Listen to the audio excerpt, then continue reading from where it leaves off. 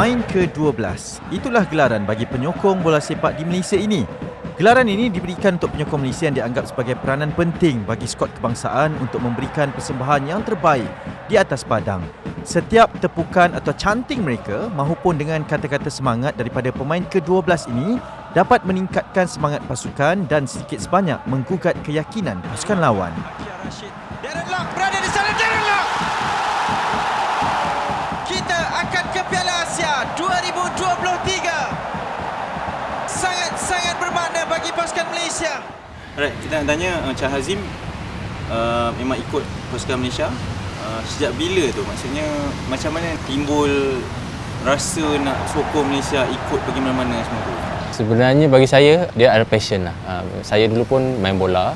Jadi bila at one point tu kita rasa macam bila Malaysia dah mengalami macam-macam zaman kejatuhan tahun 98, 97, 98. Kemudian kemuncak bila kita start naik waktu AFF. Itulah masa tu semua orang mula datang stadium balik. Minat orang pada bola sepak tempatan tu start terbina balik lah. So itu sekitar tahun 2007 ke 2010. Saya dah bersama skuad kebangsaan dari tahun 2009 dan time tu kita tahu penyokong pun macam mana, and then ketika tu masih lagi belum berapa ramai yang datang ke stadium.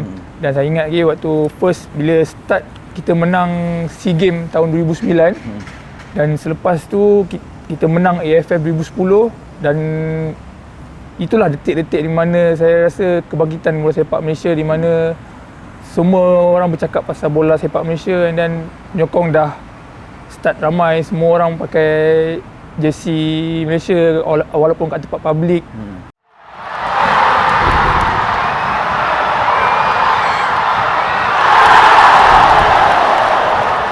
Sukan tanpa sorakan seperti jasad tanpa nyawa. Pemain ke-12 merupakan nadi dan penyeri penting kepada sukan bola sepak. Sorakan dan teriakan yang dilontarkan meniup semangat kepada pemain untuk terus berjuang di atas padang.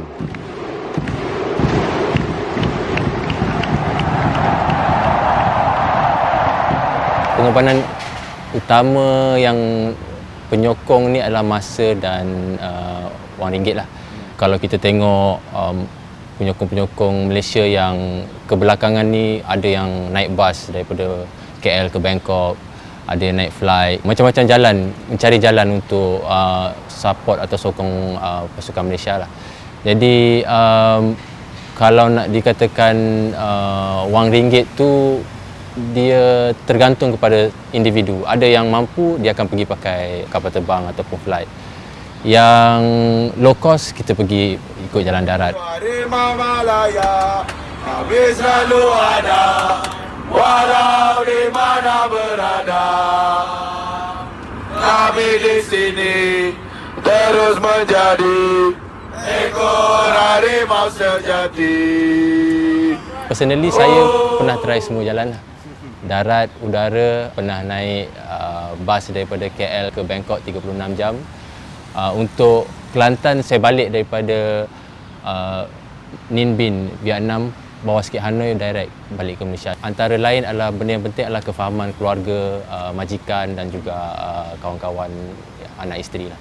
Sebab kadang-kadang kalau kita mampu, kita boleh pergi sehari and then lepas game kita patah balik. Ada yang jauh tu kita terpaksa ambil masa mungkin seminggu ataupun 3-4 hari yang untuk pergi dan balik lah.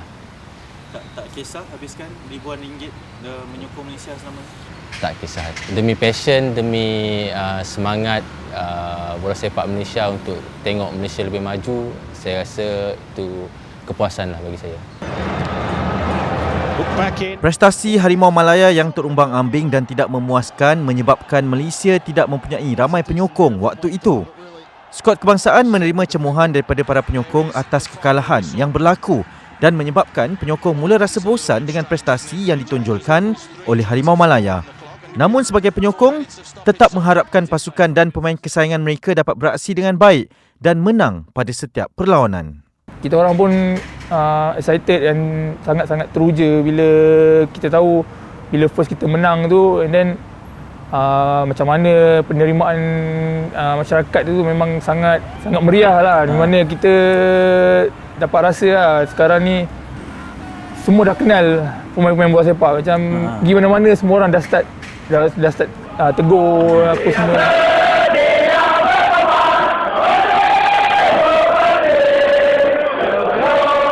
Saya setuju dan saya yakin kalau penyokong, pemain, pengurusan Persatuan Bola Sepak semua mempunyai maksud ataupun tujuan yang sama untuk memajukan bola sepak daripada grassroots sehinggalah ke level profesional. Benda tu akan pasti mencapai satu kejayaan sebagaimana pasukan kita lebih maju daripada pasukan ataupun setara dengan pasukan yang lebih maju. Bermula di Twitter, Padang Bola Sepak adalah sebuah akaun aktivis yang menggunakan medium tersebut untuk mengupas mengenai bola sepak Malaysia. Dengan jumlah pengikut yang ramai di Twitter, ianya menjadikan sebuah medium yang digunakan untuk menyatukan rakyat Malaysia yang berbilang bangsa bersatu dalam membincangkan tentang arena bola sepak. Saya sebagai founder of Padang Bola Sepak started in 2014 melalui Twitter. So masa selepas World Cup, saya pun cakap macam why not I buat lah Twitter account buat pasal bola sepak Malaysia dalam bahasa Inggeris. Sebab bila kita tengok kat social media tak banyak orang buat sokmat on bola sepak Malaysia dalam bahasa Inggeris. So, saya pun kata why not buat apa semua tu. Basically I just buat live tweet apa semua tu. Lepas tu semakin lama ada banyak followers, banyak engagement semua tu. Lepas tu selepas buat Liga Super semua tu, buat pasal bola sepak Akaumbi, community apa semua tu. Dan bila kita buat macam tu, buat program. So kita pun buat program futsal, bola. Itulah mana Encik Anaf, saudara Anaf dah dapat masuk dalam kita punya organisation lah. Pada mulanya saya nampak Padang Bola Sepak ni adalah satu komuniti lah yang dia punya, kalau sekarang ni kita panggil vibe dia is something yang buat kita senang approach. So people yang macam tak ada banyak kawan or nak join a community yang hanya untuk main for fun je, which yang dia punya cause sekarang ni memang for fun. So sekarang ni masa at that time saya join tu 2018. Masa tu liga sosial dah memang banyak dah berterabur. So sebab macam saya ada main dengan satu klub liga sosial. Tapi masa tu saya bila dah join tu dah hilang fun dia dalam konteks main bola sepak. So saya mula nak try cari komuniti yang lain. So itulah saya jumpa Padang Bola Sepak. Dan sekarang ni saya one step sikit saya tolong untuk the operations punya part lah. Depending on kita punya energy lah. Ya, kita semua ada day job, ada day job kan. So tengok keadaan semua tu. Tapi kita pun tolong jugalah bila kita punya community nak tinggi tengok bola apa semua, kita tolong orang usaha dapat tiket apa semua tu. Because kadang-kadang ada seorang yang nak pergi kat stadium beli tiket semua kan. So dalam WhatsApp group pun dia macam like I nak pergi beli tiket. Siapa nak tumpang ke atau tiket online kan, siapa nak tumpang nak beli semua kan. So kita memang encourage orang pergi tengok game. Ada sekali tu ada orang approach kita untuk macam bagi tiket kat community kita. So okey lah, kita bagi orang yang tak pernah pergi tengok game bola, kita bagi dia orang experience tengok game Harimau Malaya. Menurut laporan Nielsen World Football 2022, penyokong bola sepak Malaysia merupakan penyokong paling fanatik di Asia, iaitu di ranking ke-7. Kajian itu membuktikan 53% populasi di Malaysia lebih fanatik dalam sukan bola sepak berbanding penyokong dari negara yang kerap berada di Piala Dunia seperti Korea Selatan dan Jepun. Manakala Jepun pula antara yang terendah dalam kalangan 10 negara di Asia dengan hanya 28% daripada populasi negara itu meminati sukan bola sepak. Ini telah menunjukkan bahawa semangat penyokong bola sepak Malaysia adalah yang terbaik dalam memberi sokongan. Daripada kecil lagi ayah dah bawa pergi stadium, and then benda tu jadi natural. So memang, and then it's kita punya skuad kebangsaan. So memang kebanggaan tu memang daripada dulu lagi dah dipupuk lah. So memang kira lama lah. I punya first game sebab of family, tengok Manchester lawan Malaysia 1999. That was my first football ni experience. Tapi lepas tu fokus kat study, fokus kat sekolah apa semua. So bukan tak minat bola sepak. It's just that bola sepak tu kat background. So masa kat sekolah, I minat teater. I minat teater apa semua tu. Tapi bila tengok game Malaysia lawan dengan Manchester again, masa Amir Raya skor 2 gol tu, I dah start macam, what's going on dengan bola sepak Malaysia kan? Lepas tu was K. Rajagopal. Lepas tu K. Rajagopal menang SEA Games, lepas tu menang AFF. So K. Rajagopal adalah for me bapa bola sepak lah untuk saya. So K. Rajagopal memang like, you know, invigorated kan, minat lah. Lepas tu tengok Kelantan, tengok Terengganu, Negeri Sembilan that time semua kan. Kejayaan skuad bola sepak lengkapkan kejayaan gemilang Malaysia capai sasaran pingat emas pada Sukan SEA Laos.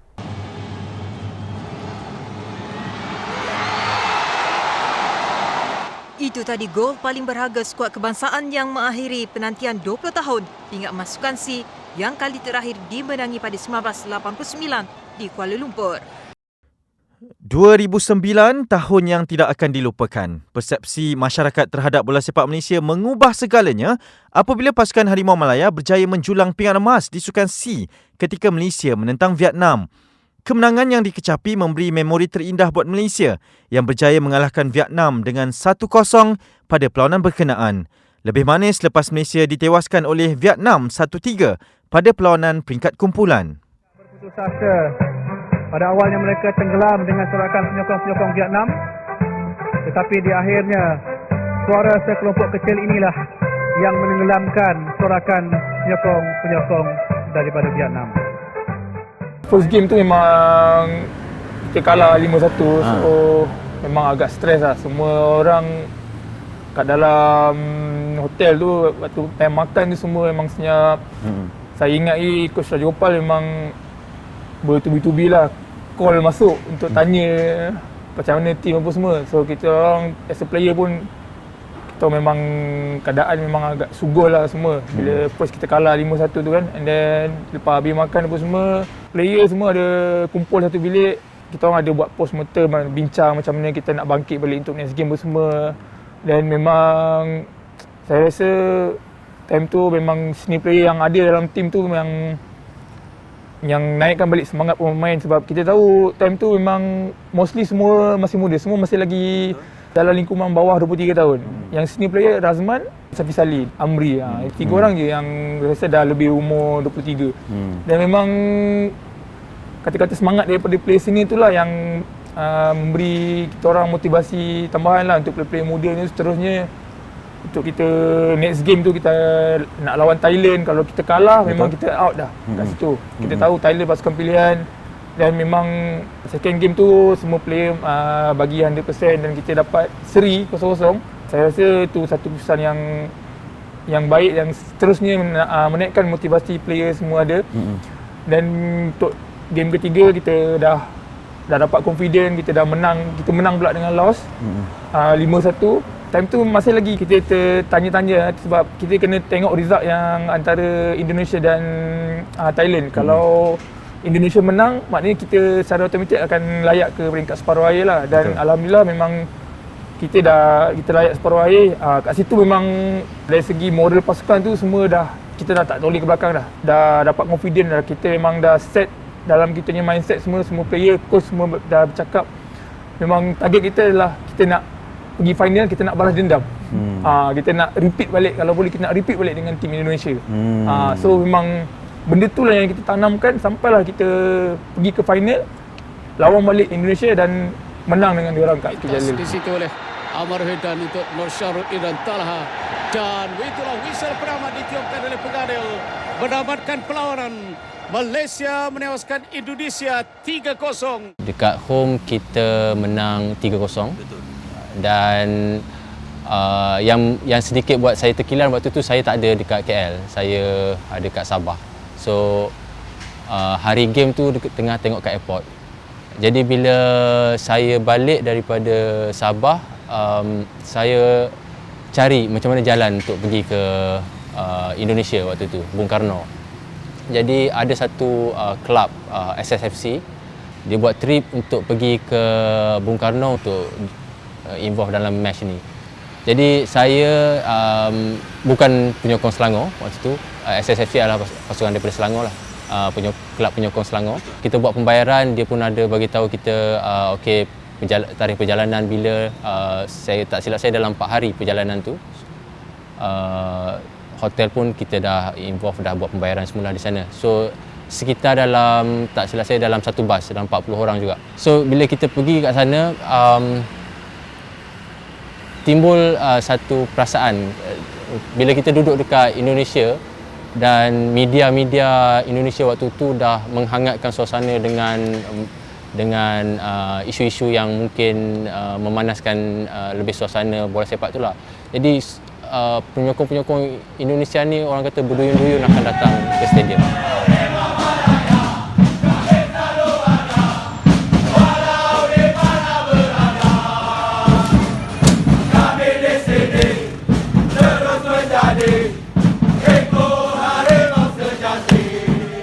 Laungan yang tidak pernah henti.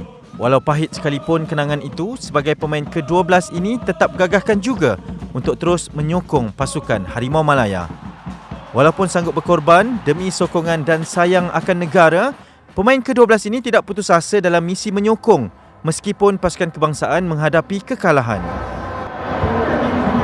Pada hari match tu, kita dah semua siap dah naik bas. Dah sampai stadium dah. Dah ada tiket kat tangan. Tapi SSFC atas faktor keselamatan, dia buat perbincangan di kalangan AJK. Dia kata tak sesuai untuk fan Malaysia masuk stadium waktu tu.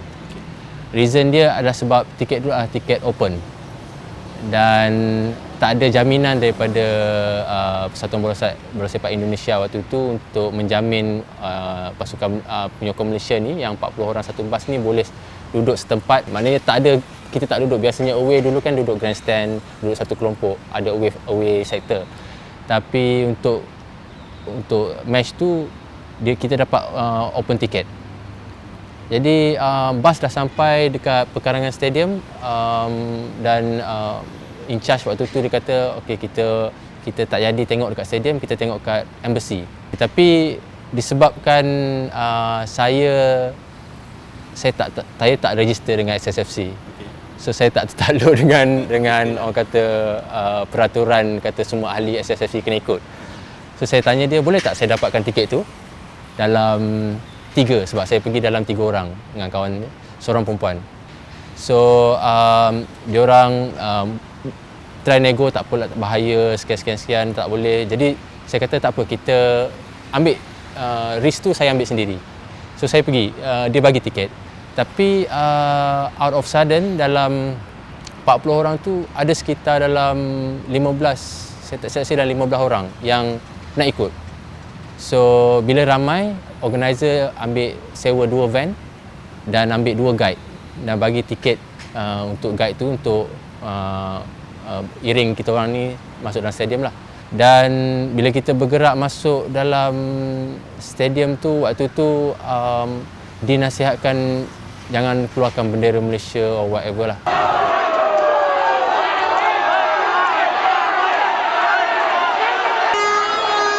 Untuk saya yang masih muda dan tu memang agak terkejut sebab kita orang datang sana nak main bola.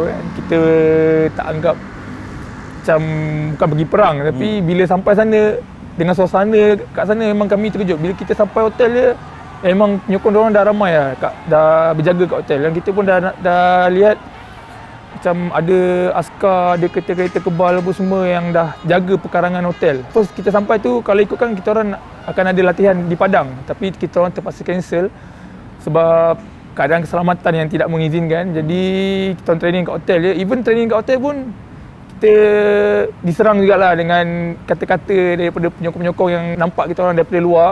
So memang diorang dah start provoke player, penyokong diorang dah start baling-baling botol daripada luar kawasan hotel. Jadi memang pergi sana tu satu pengalaman yang memang tak dapat dilupakan lah.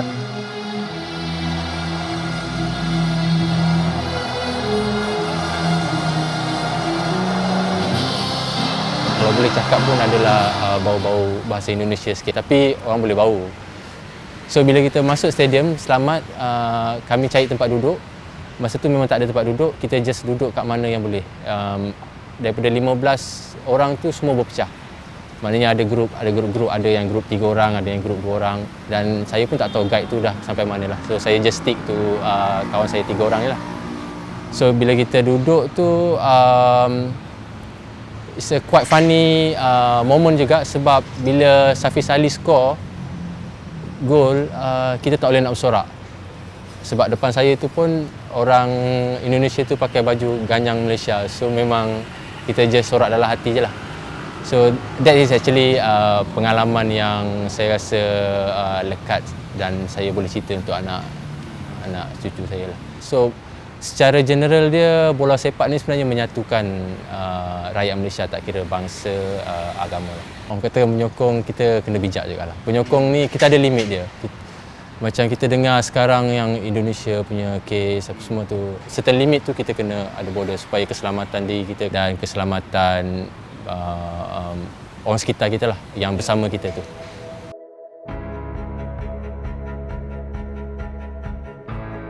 Berdiri teguh hingga ketiupan whistle terakhir, itulah pemain ke-12. Semangat dan rasa sayang akan tanah air membuatkan mereka berdiri teguh bersama pasukan kesayangan mereka sehingga minit akhir. Sorakan dan tepukan diberikan tanda semangat dan sokongan mereka terhadap pasukan kebangsaan.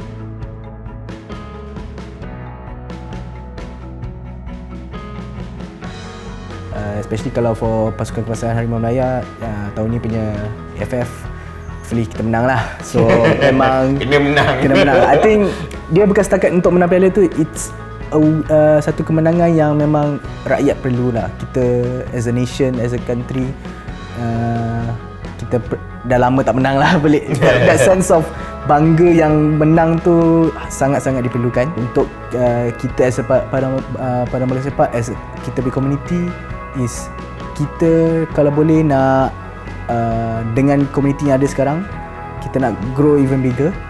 Tapi dengan bukan nak setakat grow saja, tapi kita nak create more opportunities. So tak adalah setakat ramai orang join, tapi tak percentage yang dapat join our program, so kita punya activations ke apa tu masih tahap yang sama. Untuk tahun hadapan, untuk Piala Asia, itu adalah satu landasan baik untuk kita cari pengalaman. Mungkin itu peringkat tertinggi setakat ni yang kita berjaya layak secara merit. Jadi daripada Piala Asia tu mungkin kita boleh dan sepatutnya mengorak langkah yang lebih untuk ada target yang lebih tinggi lah. Bagi saya tahun ni lah tahun yang cemerlang untuk tahun kita, di mana kita layak ke Piala Asia. Pasukan muda kita menang beberapa kejohanan.